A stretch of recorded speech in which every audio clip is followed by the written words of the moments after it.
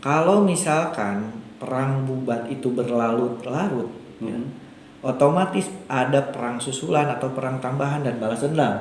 Yes. Nah, itu realita terjadi dan ada yang memang cerita fiktif. Oh, ada beberapa cerita-cerita fiktif yang memang direka oleh Snow. Sampai sekarang kita belum menemukan cerita balas dendamnya kerajaan Galuh kepada Majapahit. Ada terjadi perang tersebut.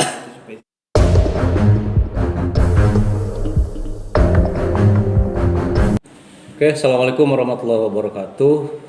Berjumpa lagi bersama saya Tio di VOJ Talk Show ya, dalam acara podcast nguriling. Namanya Podling ya, podcast nguriling.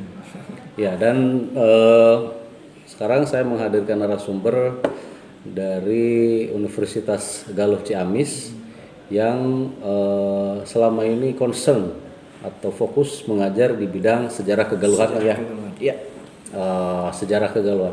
Ini mata kuliah yang tidak pernah ada di kampus-kampus lain. Iya, betul. Bahkan di Unpad sekalipun nggak ada ya.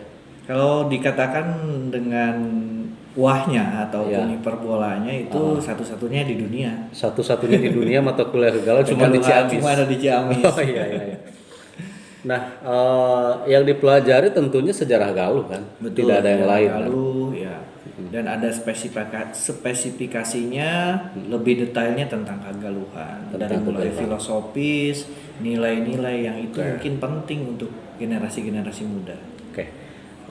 Pertama dari aspek sejarah mungkin ya, karena Galuh ini sohor lah, dikenal sebagai kawasan yang pernah dulunya ada kerajaan. Iya. Kerajaan Siliwangi. Betul. Ini seperti apa sih dulu pergantian? Saya menyorotinya ke pergantian Galuh jadi Ciamis. Itu apa yang terjadi waktu itu? Oke. Latar belakangnya dari mana? Kenapa jadi Ciamis itu? Iya, betul. Jadi sebetulnya gini, Galuh secara teritorial untuk teritorial kerajaan tidak bisa disamakan dengan teritorial administratif kabupaten. Beda berarti ya? Nah, beda. Misalkan Kabupaten Tasik, Ciamis, Banjar, Pangandaran. Nah, kalau melihat tentang teritorial kerajaan Galuh, daya luhur Jawa Tengah sampai Salam Brebes pun dan ada beberapa wilayah teritori yang sekarang wilayah administratifnya masuk ke Jawa Tengah itu masuk wilayah Galuh. Nah, makanya bisa dikatakan yang perlu digarisbawahi adalah teritorial budaya tidak sama dengan teritorial administratif. Nah, kalau dulu Kerajaan Galuh sudah tertera dalam beberapa sumber dalam informasi sejarah. Sebelah baratnya itu berbatasan dengan Citarum. Oh, sana ya. Bandung ya, Citarum. Kalau di sebelah timur itu berbatasan dengan Cipamali ataupun wilayah Kalisrayu itu.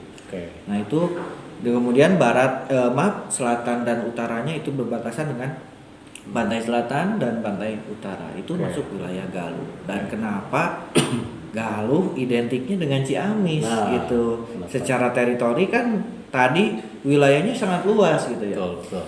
Nah, halnya seperti ini. Indonesia terkenalnya dengan Jakarta. Kenapa Jakarta terkenal dengan Indonesia? Karena Jakarta ibu kota. Nah, Ciamis sendiri dulu pernah menjadi pusat kepemerintahan kerajaan Galuh. Itu yang sekarang menjadi Kabupaten Ciamis. Oleh karena itu dominasi nama Galuh lekatnya dengan Ciamis gitu. Nah, salah satu bukti otentiknya atau tinggalan arkeologinya di sebelah utara kota Ciamis kita bisa menemui Astana Gede Kawali ya. Kemudian di sebelah timur kita akan menemui Karangkamulyan. Itu salah satu contoh ataupun bukti fisik dari tinggalan-tinggalan pusat kerajaan Galuh. Berarti kan ya ini kan berbicara Galuh itu luas. Iya, luas. Luas tidak bisa diidentikan dengan Ciamis saja, betul. Terus gini Kang. Maaf ya, jadi ini adalah Kang Ilham. Nama apa lengkapnya? Sampurasun Ilham Purwa. Masih muda guys. Masih muda. Luar biasa. Ini mungkin ada yang bisa di-share lah terkait sejarah Galuh ini. Identiknya dulu kan ada sejarah yang mengatakan bahwa kerajaan Galuh ini pernah berseteru dengan Majapahit. Betul. Nah, kemudian meletuslah peristiwa perang Bubat itu. Dan kemudian akhirnya menimbulkan sebuah stigma yang hingga kini masih terawat. Nah, itu. Sebetulnya ini pengen tahu dia ada 2 versi. Iya. Itu adalah kisah nyata. Ada 2 kisah fiktif. Fiktif, betul. Yang benar yang mana nih? Nah, sebetulnya maka dari itu kita yang dipelajari di sini tidak hanya sejarah tapi nilai dan filosofis ya di dalam kagaluhan itu sendiri atau mata kuliah kagaluhan itu sendiri. Mengenai kaitannya dengan perang Bubat, itu memang ada beberapa versi ya, ada beberapa versi. Memang itu realita terjadi dan ada yang memang cerita fiktif. Nah, beberapa sumber berdasarkan dari beberapa tinggalan manuskrip di sana tercantum perang Bubat itu memang real terjadi. Real terjadi ya. Real terjadi karena dalam tinggalan arkeologisnya ada yang merupakan abu atau tinggalan dari abu jenazahnya Prabu Linggabuana yang gugur di Palagan Bubat. Kemudian abu jenazahnya dari Citra Resmi yang ada di Astana Gede juga. Dan di sana ya. Beliaulah ataupun Citra Resmi lah yang memang jadi peran utama. Peran utamanya kenapa? Perang Bubat itu terjadi ketika akan ada prosesi pernikahan antara Raja Majapahit dengan Galuh.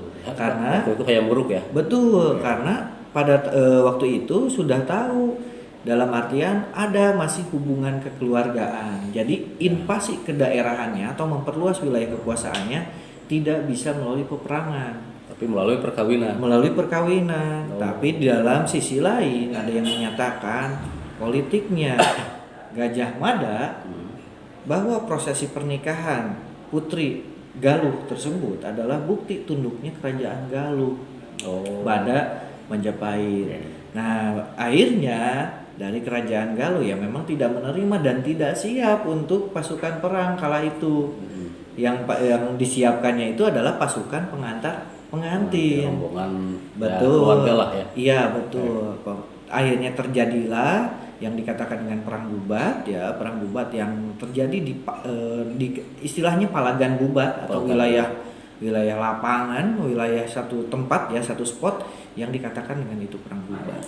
Dan rajanya itu sendiri, Prabu Hayam Wuruknya sendiri tidak tahu ya politik ataupun sabotase tersebut gitu. Dan akhirnya kecewa dan sakit-sakitan dan terakhir ya dikabarkan meninggal dunia. Itu ceritanya ataupun beberapa data tulisnya, ada beberapa naskah ataupun manuskrip yang ada di Pulau Dewata di Bali. Ada itu mengenai perang Bubat. Nah, itu adanya di Bali. Nah, itu salah satu bukti fisiknya ya. Ada di catatan naskah lontar yang ada di Bali, kemudian ada di Astana Gede Kawali ya, beberapa prasasti dan tinggalan-tinggalan. Kemudian yang namanya masyarakat yang dikatakan dengan oral history atau cerita mulut ke mulut itu bisa berkembang dan berkurang seiring berjalannya waktu ya, maka dari itu ada 2 versi ataupun 2 pendekatan perang Bubat secara oral history dan secara sejarah tinggalan arkeologi. Artinya secara arkeologi ini bisa dibuktikan bahwa benar terjadi. Iya, itu ada tinggalannya di Astana Gede Kawali. Kemudian ada tinggalannya di Jawa Timur, kemudian ada bukti manuskrip atau catatannya.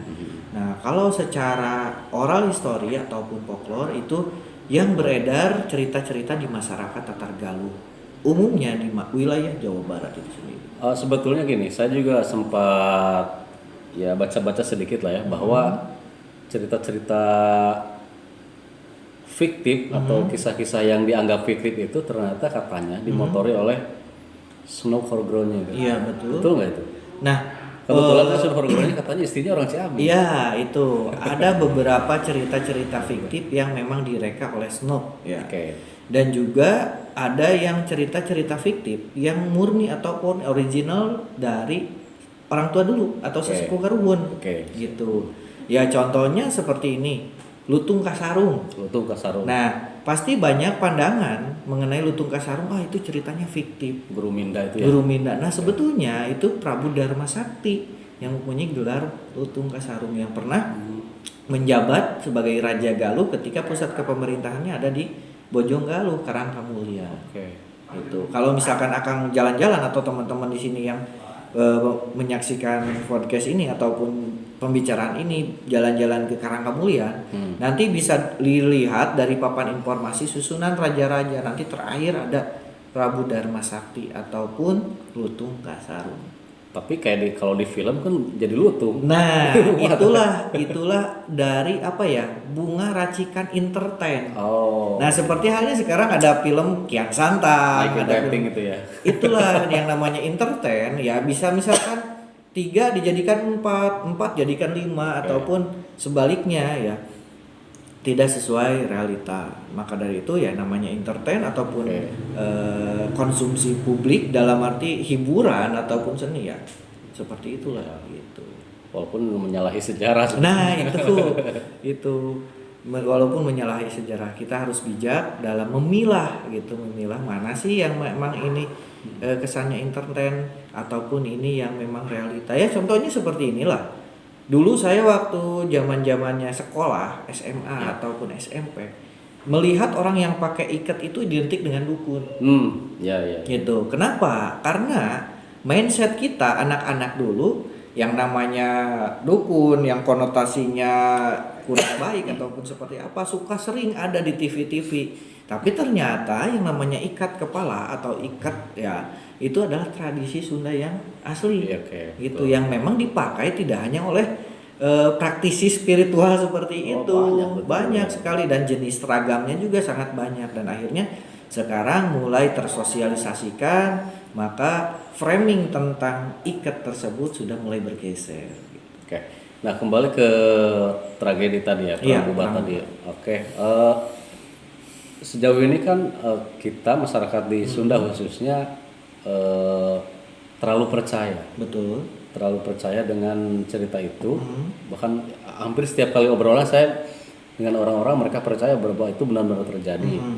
Kemudian yang agak sulit dilepaskan itu dari stigma-stigma setelahnya. Ya betul. Kenapa kok jadi ada dikotomi gitu antara Jawa Sunda? Iya. Kok efeknya ke sana gitu? Efeknya ke sana. Padahal ini kan Majapahit sama Galuh. Betul. Tidak ada hubungannya Jawa sama Sunda. Betul. Kok merembet gitu? Oke.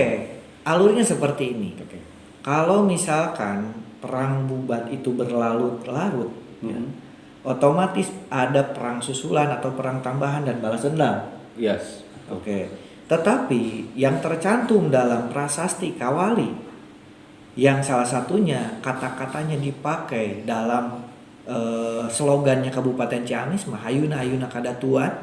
Kemudian ada paken Nagawe Rahayu, paken Hebel Jaya di Buana.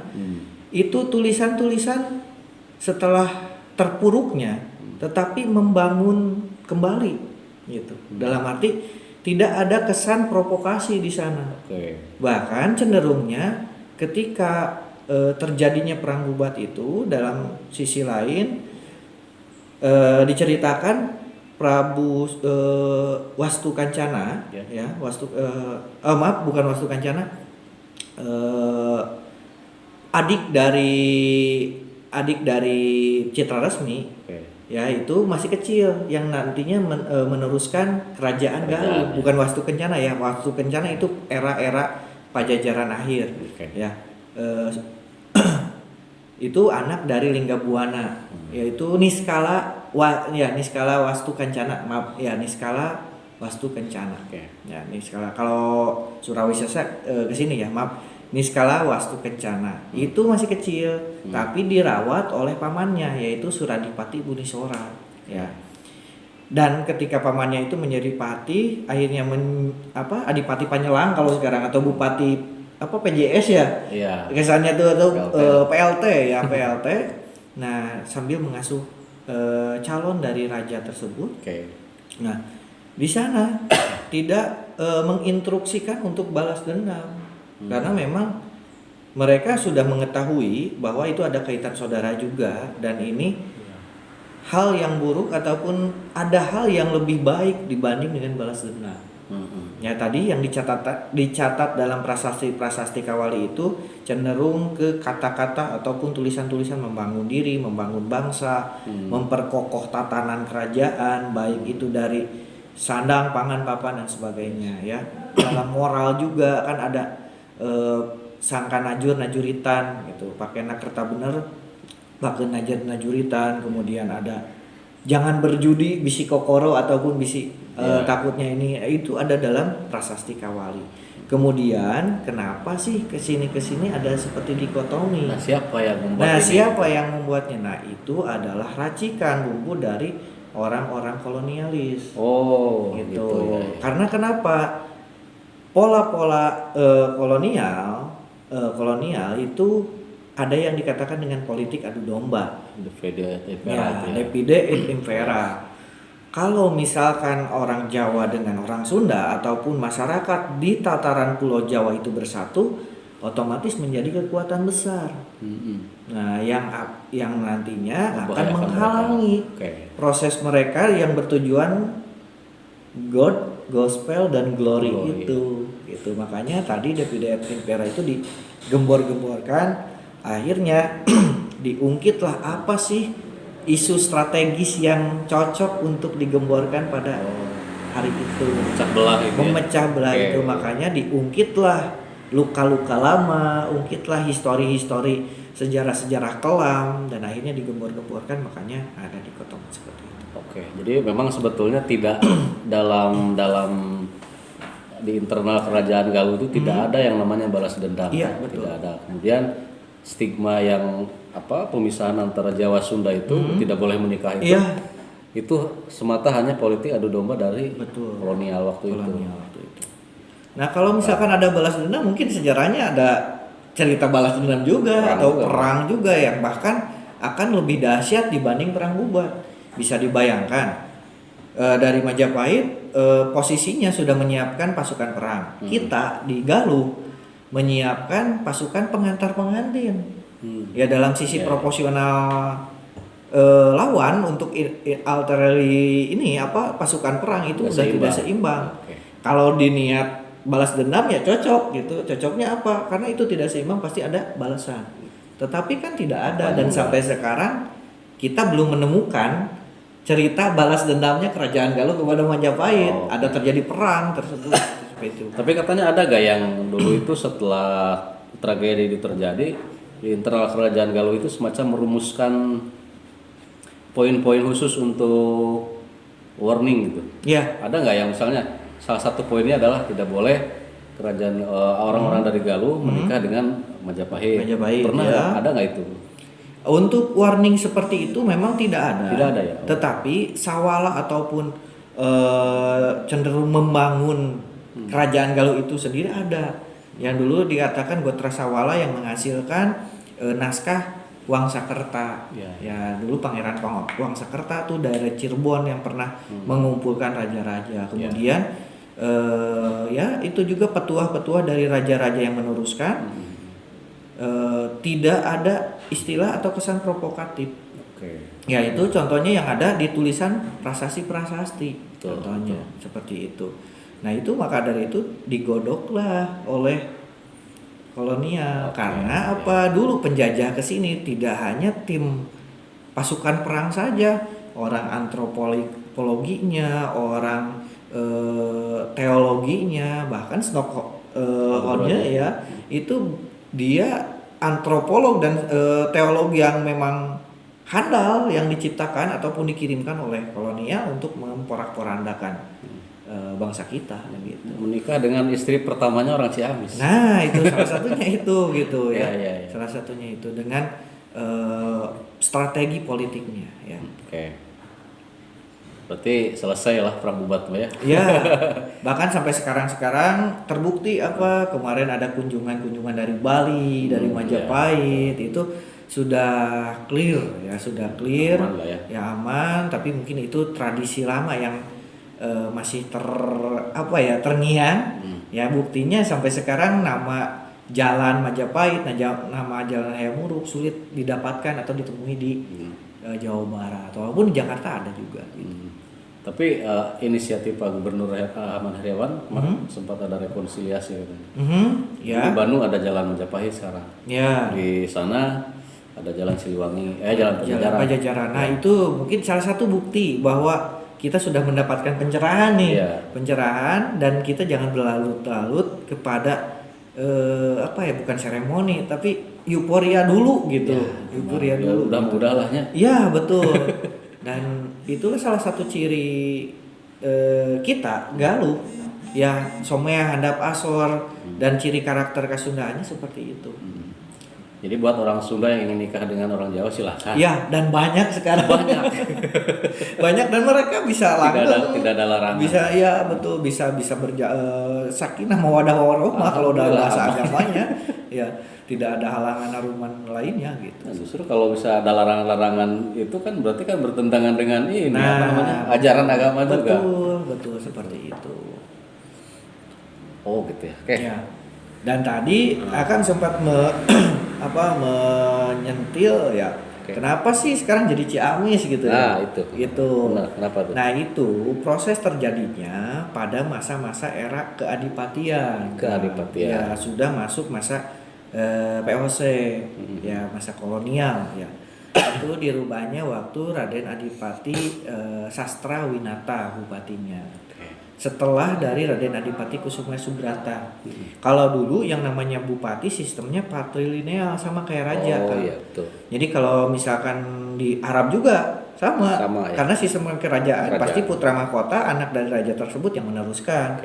Tidak pemilihan umum ya. Nah, terakhir yang memakai sistem patrilineal turun temurun itu sampai Raden Adipati Kusuma Subrata, yang makamnya sering diziarahi bupati ketika hari jadi Ciamis. Ya salah satunya itu gitu. Dan akhirnya dirubahlah dengan nama Ciamis ya, Kabupaten Ciamis. Dulu sempat Kabupaten Galuh Ciamis malah. Dua kata ya. Dua kata. Galuh Ciamis. Galuh Ciamis ketika zamannya masa-masa penjajahan itu, masa-masa mau masuk kemerdekaan, itu masih Galuh Ciamis. Kemudian walaupun nama sekarang ini Kabupaten Ciamis, tetapi eksistensi nilai-nilai kegaluhan masih sampai sekarang terasa. Masih ada ya. Contohnya ya kami ya di sini di universitas memakai nama Galuh. Kemudian beberapa sarana prasarana di Kabupaten Ciamis memakai nama Galuh. Bahkan komunitas, kumpulan, paguyuban ataupun organisasi di dalam Kabupaten Ciamis, di luar Kabupaten Ciamis memakai nama Galuh. Bahkan tidak sedikit seperti perusahaan, contohnya ada bakso, ada warung atau apa di luar daerah ada yang memakai nama Galuh, betul.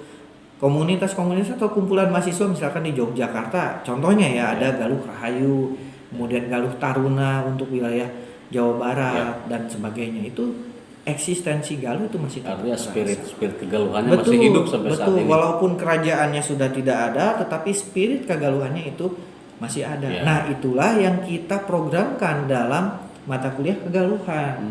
Gitu. Jangan sampai kita terlena oleh euforia tadi sejarah kerajaan-kerajaan. Tetapi apa sih nilai-nilai apa, filosofis apa yang bisa kita implementasikan di zaman sekarang dari nilai kegaluhan itu, betul. Nah, kalau melihat dari cerita tadi ya bahwa perubahan nama dari Galuh ke Ciamis itu terjadi pada masa siapa tadi? Sastrawinata. Ya, waktu itu sebetulnya ada nggak campur tangan kolonial di sini? Iya, kalau disebut ada, memang itu masanya banyak-banyaknya campuran kolonial. Ya, karena tadi udah sistem keadipatian atau kadipaten yang berporos kepada keresidenan. Ya, betul. Kemudian digodoknya lagi untuk memecah belah bangsa kita itu apa? Nama Ciamis ada berbagai versi negatif dan positif. Positifnya menurut orang Sunda positif kan? Positif untuk menurut orang Sunda, dan Ciamis itu ya sebetulnya sudah ada. Kota Ciamis itu di Galuh itu sudah ada ya, yang berpusatkan di Cibatu. Di daerah mana tuh? Cibatu yang sekarang menjadi alun-alun Ciamis, Masjid Agung. Itu wilayahnya pusat kota Cibatu, bagian dari kota Ciamis. Gitu. Ciamis amis kumaneh ya. Dalam arti amis di sini bukan anyir ataupun hanyir darah ataupun ikan, kan ada yang versi banyak ikan katanya, banyak peperangan tumpah darah dan sebagainya. Ciamis jelek artinya. Kalau ditarik bahasa Melayu memang iya, tetapi Ciamis di sini kita kan orang Sunda yang memakai bahasa ibu, bahasa Sunda itu seperti amis budi ya. Amis budi itu perilaku yang baik gitu. Masa menjadi hanyir budi gitu, ataupun jelek ininya. Nah, itu yang kita implementasikan. Dan saya yakin orang tua dulu tidak semata-mata memberikan nama kalau tidak ada arti dan filosofis, karena di dalamnya biasanya ada doa, harapan dan sebagainya. Ya saya sendiri dikasih nama Ilham misalkan. Itu mempunyai nilai harapan, doa dari orang tua saya gitu. Akan juga pasti sama gitu. Nah, apalagi ini nama dari sebuah kabupaten ataupun sebuah daerah gitu. Orang Galuh juga mempunyai nama ataupun arti yang sangat luas gitu. Apalagi sama juga Ciamis. Oke, sip lah. Ini kalau diterusin panjang banget nih ceritanya, tapi mungkin ada beberapa menit lagi lah. Ada yang sempat berargumen bahwa Galuh itu ternyata bukan kerajaan, gitu. Karena indikator kerajaan itu adalah punya kavaleri yang cukup, kemudian persenjataan yang banyak, ekonomi yang mumpuni. Bagaimana menanggapi itu? Yang sempat ramai kan di Ciamis waktu betul. Itu gimana sebetulnya? Oke, gini ya. Bukan kerajaan katanya. Oke, bukan kerajaan. Kemudian kerajaan itu harus ada indikatornya, ada tambang, ada pelabuhan, ada apa dan lain-lain. Oke. Coba bayangin. Kerajaan yang ada bentuk kerajaan di mana saja. Inggris misalkan. Apakah selalu harus ada tambang? Kemudian di daerah Cina ataupun daerah lain lah. Dan di daerah kita sendiri di Nusantara kita banyak spot-spot ataupun checkpoint yang notabene dulunya kerajaan. Apakah seperti itu? Nah, yang pasti kembali lagi ke karakteristik daerahnya. Contohnya gini,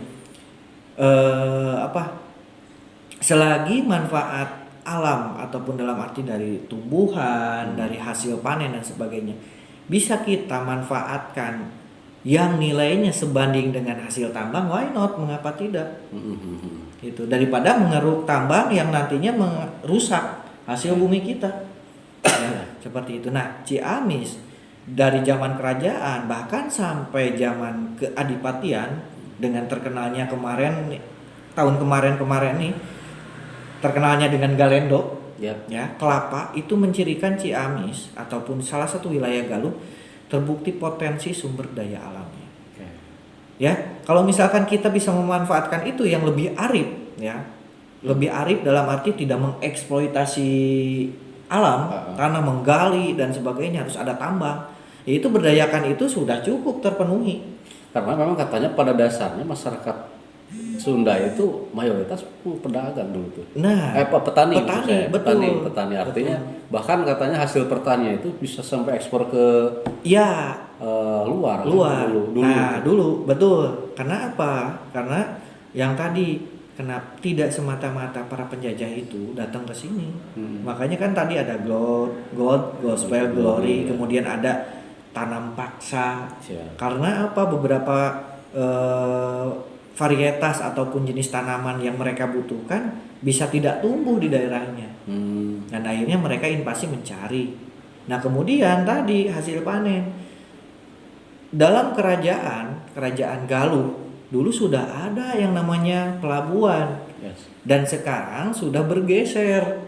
Bergeser mungkin saja bisa jadi resort, jadi villa, jadi apa. Ya, contohnya yang sekarang menjadi Jakarta. Dulu itu dikatakan dengan Jayakarta, Batavia, yang dulunya Sunda Kelapa, yang merupakan salah satu pelabuhan besar, pelabuhan besar di Jawa bagian barat yang dipakai oleh kerajaan Pajajaran dulu, atau Galuh Pakuan Pajajaran dulu. Ya, terbukti apa di sana di kota tua ada prasasti dan catatan-catatan bukti. Sebelum adanya penjajahan itu ada MOU kerjasama dengan VOC, itu melalui perdagangan. Kemudian selain itu coba nanti searching teman-teman kalau penasaran ya, ada yang istilahnya perahu dari Belanda nih, Garut Rotterdam, rutenya atau trayeknya. Nah, di pantai selatan kita juga sudah ada. Kemudian di pantai utara selain di Sunda Kelapa ya, di Jakarta, di Pelabuhan Jati juga sudah dipakai. Kemudian belum pelabuhan-pelabuhan kecil, di antaranya di Patimuan ataupun Patimuan Citanduy. Citanduy tersebut ya akses ke laut itu bisa menyambung. Dan seiring berjalannya waktu dari abrasi, pendangkalan, ya sungai-sungai di kita pasti kecil. Gitu ya. Sekarang contohnya Cileur ataupun Citanduy, kemudian ada Cipali dan sebagainya. Sudah mulai ada perubahan. Itu dari sektor alam yang berpengaruh. Kemarin ya salah satu tokoh ya yang menurut orang lain ataupun sumber-sumber lain itu adalah ahli sejarah atau budayawan menyebutkan harus ada tambang katanya, harus ada perniagaan, harus ada pelabuhan, pasukan perang. Nah itu sebetulnya kita sudah ada dan entah seperti apa dia sumbernya dari mana gitu. Dan faktanya orang kerajaan Sunda itu tidak pernah memerangi dan tidak pernah diperangi. Betul, tidak. Itu keywordnya ya. Tidak pernah memerangi dan tidak pernah diperangi. Diperangi artinya memang kalau menyiapkan tentara juga buat apa kita mau perang dengan siapa gitu kan. Jadi tidak ofensif, tapi kita defensif. Ya, kalau misalkan ada yang menyerbu tidak mundur gitu. Teku meok memeh dipacok kalau bahasa Sundanya itu. Cuman faktanya sampai hari ini sampai detik ini tidak pernah terjadi kita diserang, kemudian kita juga menyerang. Betul. Enggak pernah. Itu salah satu ciri bahwa orang Sunda itu memang tidak suka. Iya. Dengan dendam, tidak ada dendam. Yang pasti lebih pekatnya kan bukan orang Sunda tapi ciri masyarakat Galuh. Ciri masyarakat Galuh itu. Ciri masyarakat Galuh. Nah itu Kang, dan maka dari itu kenapa dengan dikaitkannya ada mata kuliah Kagaluhan, banyak sekali nilai-nilai yang harus kita kaji, kita gali. Dari tadi kita tidak menyerang dan tidak pernah diserang. Nah itu salah satu contohnya. Itu jadi filosofis yang kita akan bahas. Kemudian nilai-nilai Kagaluhan itu sendiri ada banyak manfaat ketika kita implementasikan ke berbagai disiplin ilmu. Ya contohnya sekarang di sini saya mengajar Kagaluhan dan diwajibkan bagi semua mahasiswa Universitas Galuh. Ya contohnya kita mengajar di Fakultas Hukum nih, Fakultas Hukum. Yang pasti mereka kita samakan dulu mindsetnya tentang garis besar sejarah. Sudah mengenal ternyata Galuh ini sejarahnya gini dan bagaimana sih hubungannya dengan disiplin ilmu saya yang dipelajari di Fakultas Hukum. Nah, kita bahas, kita kaji. Dulu sistem hukum dalam kerajaan itu seperti apa? Pola sistem kepemerintahannya dan sebagainya dan lain-lain. Apakah ada zaman sekarang yang masih mengimplementasikan nilai-nilai tersebut? Apakah nilai-nilai tersebut bisa dan toleran untuk diimplementasikan zaman sekarang dan bisa berguna? Nah, itulah proses pembelajaran dalam Kagaluhan. Contohnya trias politika nih, ada karamaan, keresian, keratuan. Ya sama halnya dengan yudikatif, legislatif, eksekutif. Seperti itu. Nah, itu yang kita bahan kajian. Kemudian di Fikes tentang medical culture. Apalagi sekarang kita boomingnya COVID ya. Orang-orang kembali lagi ke makanan tradisional, obat-obatan tradisional, itu kembali lagi ke healthy lifestyle ataupun pola hidup sehat ya.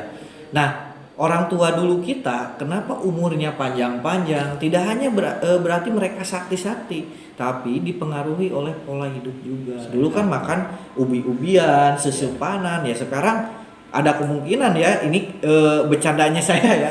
Mungkin cewek zaman sekarang ke depan ya mudah-mudahan nggak seperti itu dalam pikiran saya. Ada yang perempuan yang nggak tahu namanya ngake ngagigihan. Gitu. Yang taunya tinggal klik pasti. Delivery order, makanan datang makan. Yang penting adalah prosesnya gitu pembuatannya. Bagaimana bikin pais lauk, bagaimana bakar ayam, sate dan sebagainya. Jangan taunya makan saja. Nah itu salah satunya. Kemudian di pertanian, di Fakultas Teknik, di Fakultas Keguruan, Pendidikan, di Fakultas Ilmu Kepemerintahan, kemudian di beberapa jurusan-jurusannya juga sebetulnya banyak nilai-nilai yang kita bisa ambil dari Kagaluhan itu sendiri.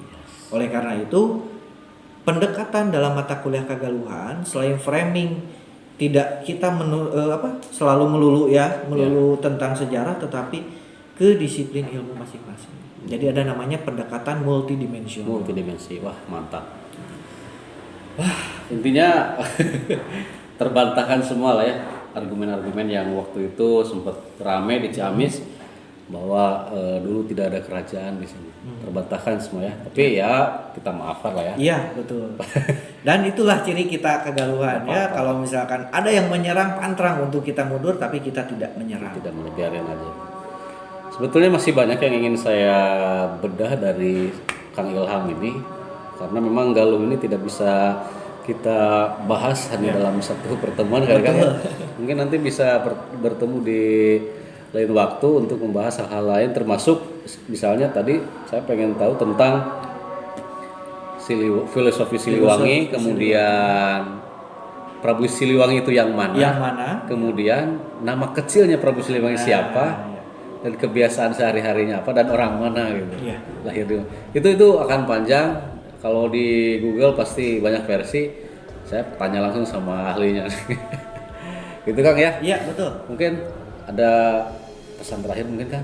Enggak terakhir juga sih, nanti ketemu lagi. Iya. Ada pesan mungkin quotes ya ataupun pesan dari saya. Intinya, walaupun kita keseharian tradisional tapi wawasan kita harus internasional. Bahasa lainnya, from nature, shape culture and go future. Wow. Mantap. Itu ya pesannya ya. Oke pemirsa, jangan lupa untuk mensubscribe VOJ Talk Show dan share kemana-mana biar wawasan kita tentang sejarah kegaluhan khususnya bisa lebih banyak, lebih kaya dan lebih terbuka gitu ya. Dan juga jangan lupa subscribe juga kalau ada channelnya Kang Ilham. Ya. Ada ya? Ada channelnya saya. Ataupun Instagram saya bisa di follow @purwadipraja. Purwadipraja ya. Bukan nama Ilham ya? Iya, nama Ilham itu Ilham depannya. Kalau belakang saya ya Purwadipraja. Ilham Purwadipraja mau YouTube-nya, Instagram-nya, Facebook juga ya? Purwadipraja. Purwadipraja. Oke. Sampai jumpa di lain waktu dan kesempatan. Insya Allah kita akan bersharing ngobrol lagi dengan Kang Ilham. Sekian, assalamualaikum warahmatullahi wabarakatuh.